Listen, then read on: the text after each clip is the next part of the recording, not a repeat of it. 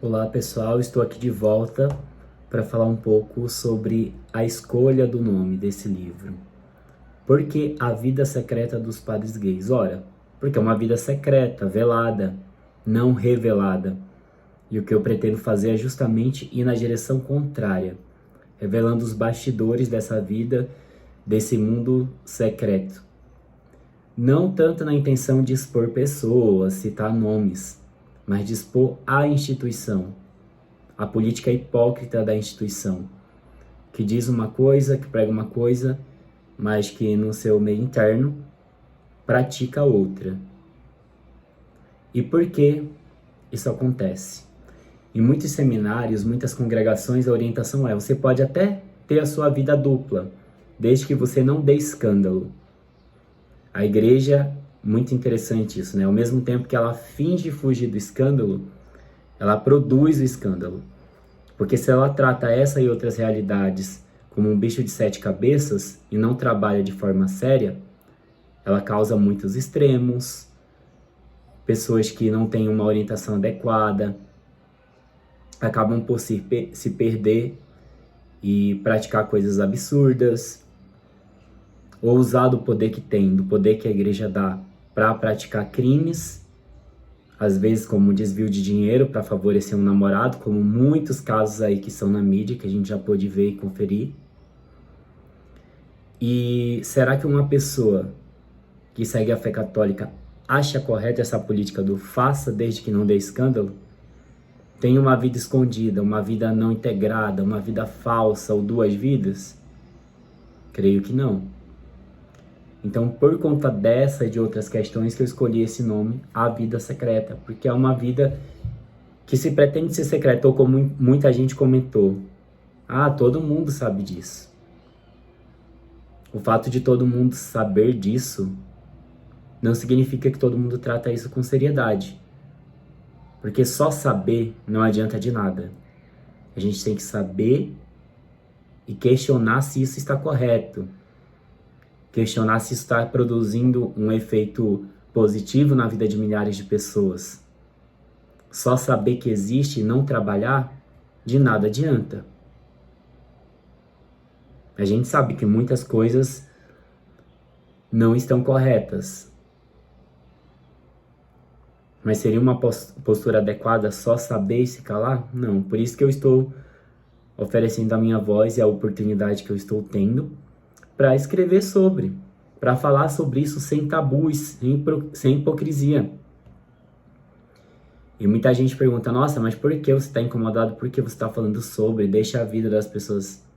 Primeiro, é a minha vida. Foi a minha história. Se eu não tiver liberdade para contar a minha história, eu não sei mais sobre o que eu terei liberdade, né, na minha vida. Se eu não posso trabalhar e tratar da minha história de uma forma tranquila, transparente e honesta. E é um debate cada vez mais necessário, porque a instituição igreja, todas as igrejas, mas aqui o tema é a Igreja Católica, ela sempre interfere nas questões morais da sociedade. E aí cabe às pessoas que não são da instituição, como eu não sou mais, as pessoas que não têm um estilo de escrita enviesado, trazer o debate também. Porque se a sociedade, se a igreja, no caso, quer influenciar a sociedade nesses debates, no mínimo ela deveria estar com um discurso mais integrado, um discurso mais verdadeiro. Lógico, a igreja não é só um padre, a igreja não são só os clérigos, os seminaristas, os diáconos, os religiosos, as freiras, não. A igreja também é todo o povo. Mas quem conduz esse povo são os pastores. Então são eles, primeiramente, que tem que estar com a vida alinhada entre pregação e ação. Senão não faz sentido ter uma fé vazia, uma fé de aparências, uma fé somente do púlpito. Eu ouvia sempre um padre falar no seminário: quando a missa termina, quando o padre fala ide em paz, que o Senhor vos acompanhe, é ali que começa a missão, ali que começa a parte mais importante.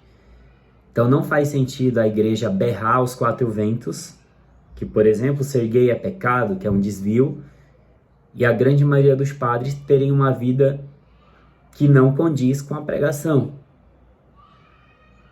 Então, quando eu digo que irei expor a vida secreta dos padres gays, eu estou expondo essa face da igreja.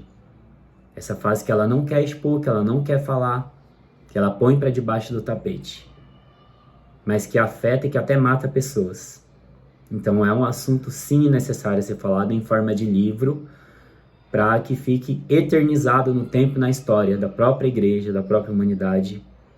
É uma contribuição para esse debate, é uma pequena contribuição para um debate complexo, cheio de pormenores, mas um debate urgente, necessário, que por séculos a igreja tentou evitar que não se falasse.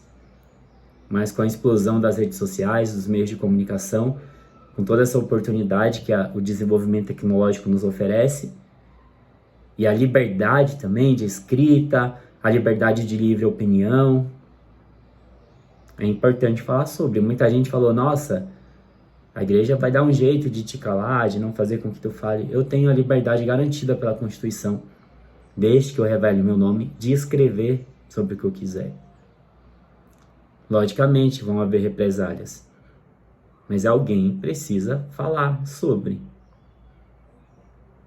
E eu quero falar sobre. É a minha história, é algo que eu passei por anos, passei anos estudando, pesquisando. O livro está sendo escrito com base numa extensa bibliografia, com vários depoimentos. Não é um livro em primeira pessoa. Não sou só eu que estou a falar. Vários padres estão me ajudando, até os que não quiseram dar entrevista, estão me dando dicas. Muitos seminaristas, ex-seminaristas. É uma obra construída a muitas mãos. Eu sou apenas o organizador, aquele que está, como eu falo, oferecendo a cabeça na bandeja. Mas é uma oportunidade de ser voz de muitas pessoas. E de certa forma é prazeroso também. Porque é libertador falar sobre. Nos próximos vídeos eu vou continuar a me deter mais, contar um pouco mais da minha experiência nesses 7 anos de seminário. Falar também de outras experiências da vida. E é isso. Muito obrigado quem viu até aqui.